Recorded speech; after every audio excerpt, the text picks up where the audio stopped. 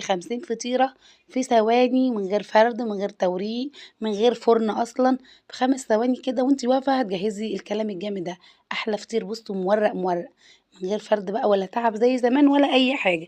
يالّا ندخل على الفيديو نقول اللهم صل وسلم وبارك على سيدنا ونبينا محمد وعلى آله وصحبه وسلم.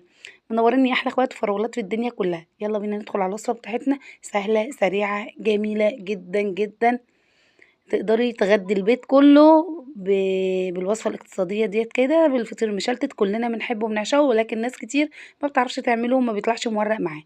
معايا كده 4 كوبايات من الطحين أو الدقيق متعدد الاستخدامات، هاضيف عليهم كده معلقتين سكر صغيّرين، وعليهم يعني معلقة إلا ربع كده من الملح، صغيّرة برضه.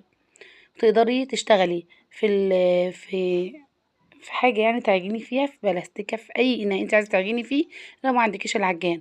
أنا هاعجن الفطير هنا بلبن.